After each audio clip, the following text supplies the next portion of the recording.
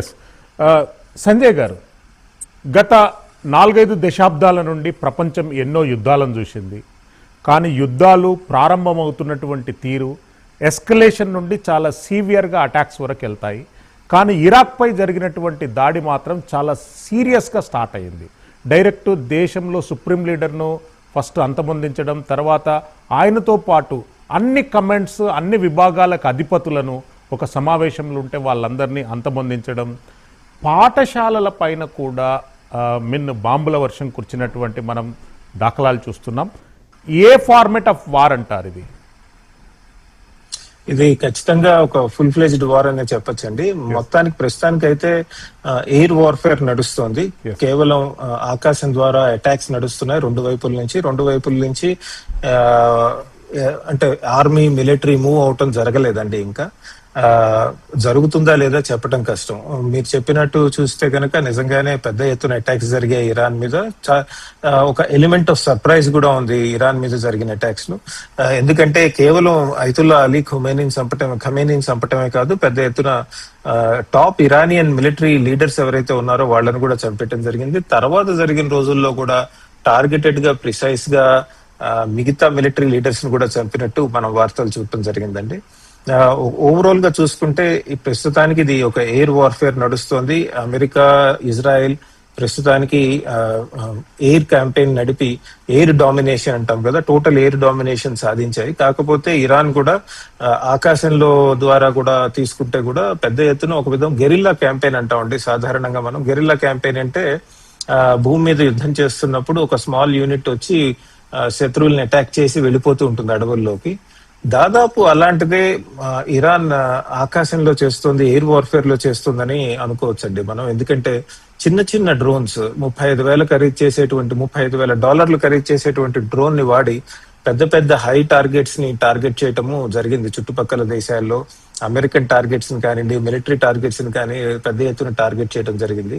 ఈ చిన్న drone నాపటానికి Americans కానివ్వండి, ఇజ్రాయలీస్ కానివ్వండి చాలా కాస్ట్లీ ఎక్విప్మెంట్ వాడాల్సి వస్తుంది. దాదాపు $1 million, $2 million వర్త్ చేసేటువంటి ఎక్విప్మెంట్ వాడి ఈ $35,000 డ్రోన్ ని ఆపాల్సి వస్తుంది. సో అమెరికాలో కానివ్వండి, మిగతా చోట్ల కూడా కొద్దిగా ఆలోచించడం జరుగుతోంది. ఏం జరుగుతోంది ఇక్కడ?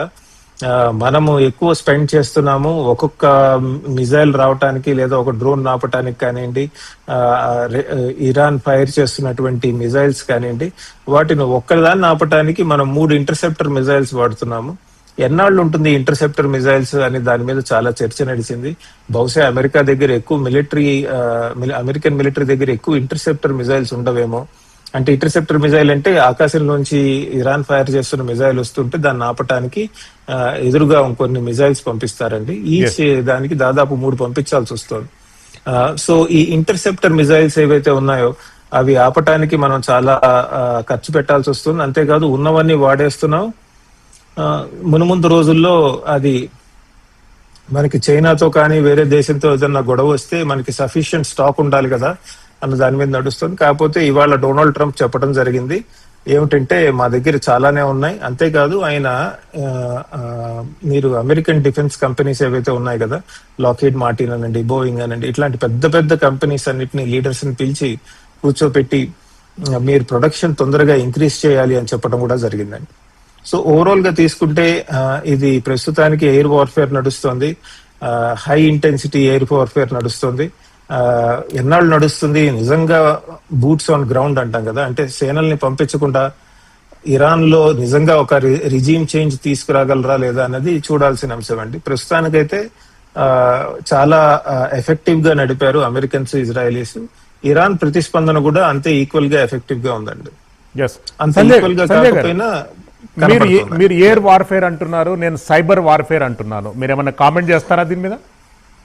సైబర్ వార్ఫేర్ కూడా నడుస్తోందండి. సైబర్ వార్ఫేర్ అంటే పలు రకాలుగా నడుస్తుంది.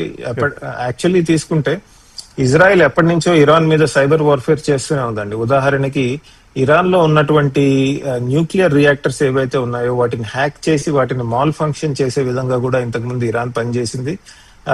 అక్కడ పనిచేస్తున్నటువంటి కెపాసిటర్స్ అంటారు, న్యూక్లియర్ రియాక్టర్స్ లో ఉండే సెంట్రిఫ్యూజెస్ అంటారు, అవి స్పిన్ అవుతాయట. అవి ఎక్కువ స్పీడ్ లో స్పిన్ అయ్యి చెడిపోయే విధంగా ఇరాన్ ఇంతకు ముందు చాలా సార్లు చేసింది. తర్వాత టెక్నాలజీ వాడి స్థానికంగా లోకల్ గా ఉన్నటువంటి సైంటిస్ట్ ని ఇరాన్ లో చంపడం జరిగింది సైబర్ వార్ఫేర్ లో. అది ఒక కోణం. మరో కోణం ఏంటంటే సైబర్ వార్ఫేర్ లో ఇన్ఫర్మేషన్ వార్ఫేర్ నడుస్తుంది కదా. Yes. మేం గెలుస్తున్నాం అంటే మేం గెలుస్తున్నాం అని చెప్పడం ఒక ఇన్ఫర్మేషన్ వార్ఫేర్, నెరేటివ్ బిల్డింగ్ అంటారు. అంటే ప్రపంచానికి మన కథ చెప్పుకోవాలి, బాగా చెప్పాలి అన్నది నడుస్తోందండి. సో ఓవరాల్ గా తీసుకుంటే ఇది air warfare, technology warfare, cyber warfare ఇవన్నీ కూడా ఒక కొత్త విధమైనటువంటి యుద్ధ నీతి యుద్ధం చేసే ప్రక్రియలో కొత్త కొత్త మార్పులు వస్తున్నాయండి. రాధా రఘురామ్ గారు,